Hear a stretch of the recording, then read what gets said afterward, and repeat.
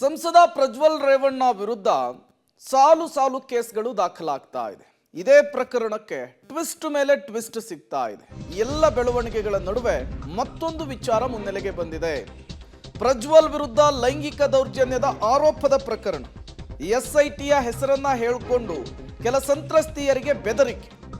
ಜಯನಗರದ ಮಹಿಳೆಯೊಬ್ಬರಿಂದ ರಾಷ್ಟ್ರೀಯ ಮಹಿಳಾ ಆಯೋಗಕ್ಕೆ ದೂರು ಸಲ್ಲಿಕೆಯಾಗಿದೆ. ಮಹಿಳೆಗೆ 3 ಅಪರಿಚಿತರಿಂದ ಬೆದರಿಕೆ ಬಂದಿರುವಂತಹ ಆರೋಪ. ಪ್ರಜ್ವಲ್ ವಿರುದ್ಧ ಎಫ್ಐಆರ್ ದಾಖಲಿಸಬೇಕು ನೀವು ಅಂತೇಳಿ ಬೆದರಿಕೆ ಹಾಕ್ತಿದಾರಂತೆ. ರಾಷ್ಟ್ರೀಯ ಮಹಿಳಾ ಆಯೋಗಕ್ಕೆ ರಕ್ಷಣೆಯನ್ನು ಕೋರಿ ಮಹಿಳೆಯರು ಪತ್ರವನ್ನು ಬರೀತಾ ಇದ್ದಾರೆ. ರಾಷ್ಟ್ರೀಯ ಮಹಿಳಾ ಆಯೋಗದಿಂದ ಪೊಲೀಸ್ ಮಹಾನಿರ್ದೇಶಕರಿಗೆ ಪತ್ರವನ್ನು ಬರೆಯಲಾಗಿದೆ. ಮಹಿಳೆಯರಿಗೆ ಸೂಕ್ತ ರಕ್ಷಣೆಯನ್ನು ಕೊಡಿ ಅಂತೇಳಿ ಪತ್ರದ ಮೂಲಕ ಮಹಿಳಾ ಆಯೋಗ ಮನವಿಯನ್ನು ಮಾಡಿಕೊಂಡಿದೆ. ಈ ಮೂಲಕ ಪ್ರಜ್ವಲ್ ಪೆನ್ಡ್ರೈವ್ ಪ್ರಕರಣದಲ್ಲಿ ಮತ್ತೊಂದು ಮೇಜರ್ ಟ್ವಿಸ್ಟ್ ಸಿಕ್ಕಿರುವಂಥದ್ದು. ನೀವು ಕಂಪ್ಲೇಂಟನ್ನು ಕೊಡಿ, ನೀವು ಕೂಡ ದೂರನ್ನು ಕೊಡಿ ಅಂಥೇಳಿ ಹಿಂಸಿಸುವಂತಹ ಕೆಲಸ ಆಗ್ತಾ ಇದೆ. ಮಹಿಳೆಯರನ್ನು ಪೀಡಿಸುವಂತಹ ಕೆಲಸ ಆಗ್ತಾ ಇದೆ. ಇದರಿಂದ ಬೇಸತ್ತಂತಹ ಮಹಿಳೆಯೊಬ್ಬರು ಮಹಿಳಾ ಆಯೋಗಕ್ಕೆ ದೂರನ್ನು ಬರೀತಾರೆ.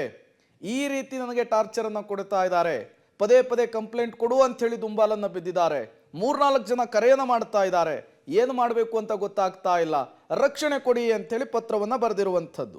ಇದೇ ವಿಚಾರಕ್ಕೆ ಸಂಬಂಧಪಟ್ಟಂತೆ ಮತ್ತಷ್ಟು ಡೀಟೇಲ್ಸ್ ಅನ್ನು ಕೊಡ್ತಾರೆ ನಮ್ಮ ಪ್ರತಿನಿಧಿ ನರಸಿಂಹಮೂರ್ತಿ. ನೇರ ಸಂಪರ್ಕದಲ್ಲಿ ಜಾಯ್ನ್ ಆಗಿದ್ದಾರೆ. ನರಸಿಂಹಮೂರ್ತಿ, ಪ್ರಜ್ವಲ್ ಪೆನ್ಡ್ರೈವ್ ಪ್ರಕರಣದಲ್ಲಿ ಮತ್ತೊಂದು ಹೊಸ ವಿಚಾರ ಮುನ್ನೆಲೆಗೆ ಬರ್ತಾ ಇದೆ. ಯಾರು ಯಾರಿಗೆ ಪತ್ರವನ್ನು ಬರೆದಿದ್ರು, ಈ ಪತ್ರದ ವಿಚಾರಕ್ಕೆ ಸಂಬಂಧಪಟ್ಟಂತೆ, ಬೆದರಿಕೆಯ ವಿಚಾರಕ್ಕೆ ಸಂಬಂಧಪಟ್ಟಂತೆ ಏನೆಲ್ಲ ಡೀಟೇಲ್ಸ್ ಲಭ್ಯವಾಗ್ತಾ ಇದೆ? ಪ್ರೇಮ್, ನಿನ್ನೆ ರಾಷ್ಟ್ರೀಯ ಮಹಿಳಾ ಆಯೋಗ DG ಆ್ಯಂಡ್ IGP ಅವರಿಗೆ ನಿರ್ದೇಶನವನ್ನು ನೀಡಿ ಒಂದು ಸುತ್ತೋಲೆಯನ್ನು ಹೊರಡಿಸಿತ್ತು, ಒಂದು ಪ್ರೆಸ್ ನೋಟನ್ನು ಸಹ ಹೊರಡಿಸಿತ್ತು.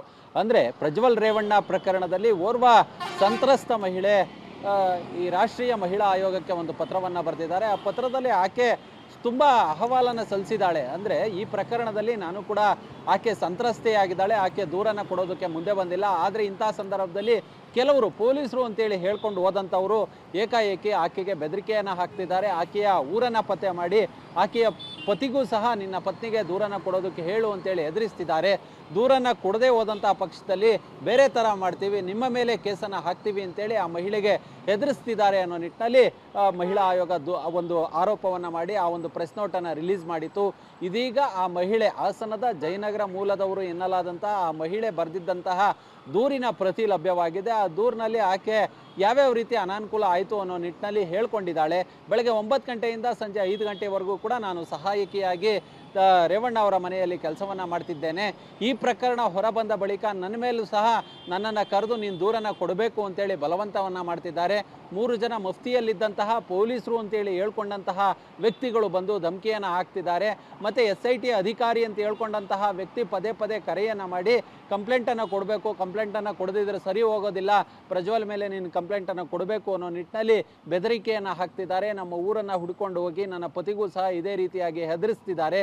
ಹೀಗಾಗಿ ನಮಗೆ ರಕ್ಷಣೆಯನ್ನು ಕೊಡಿ ಅನ್ನೋ ನಿಟ್ಟಿನಲ್ಲಿ ರಾಷ್ಟ್ರೀಯ ಮಹಿಳಾ ಆಯೋಗಕ್ಕೆ ಪತ್ರವನ್ನು ಬರೆದಿದ್ರು. ಇದೀಗ ರಾಷ್ಟ್ರೀಯ ಮಹಿಳಾ ಆಯೋಗದ ಅಧ್ಯಕ್ಷರು ರಾಜ್ಯ ಪೊಲೀಸ್ ಮಹಾನಿರ್ದೇಶಕರಿಗೆ ಆ ಪತ್ರವನ್ನು ರವಾನೆ ಮಾಡಿದ್ದಾರೆ. ಆ ಮಹಿಳೆ ಯಾರಿದ್ದಾರೆ, ಆ ಮಹಿಳೆಗೆ ಸೂಕ್ತ ರಕ್ಷಣೆಯನ್ನು ಕೊಡಬೇಕು, ಮಹಿಳೆ ಈಗಾಗಲೇ ಹೆದರ್ಕೊಂಡಿದ್ದಾರೆ, ಆಕೆಗೆ ಪೊಲೀಸ್ ರಕ್ಷಣೆಯನ್ನು ನೀಡಿ ಅನ್ನೋ ನಿಟ್ಟಿನಲ್ಲಿ ಸೂಚನೆಯನ್ನು ಕೊಟ್ಟಿದ್ದಾರೆ ಅನ್ನೋ ಮಾಹಿತಿಗಳು ಲಭ್ಯವಾಗ್ತಿದೆ.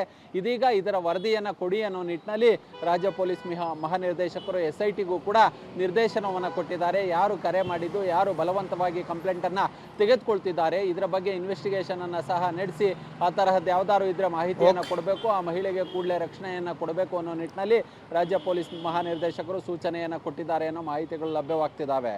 Prem, okay, thank you Narasimhamurthy ತಮ್ಮೆಲ್ಲ ಮಾಹಿತಿಗಾಗಿ.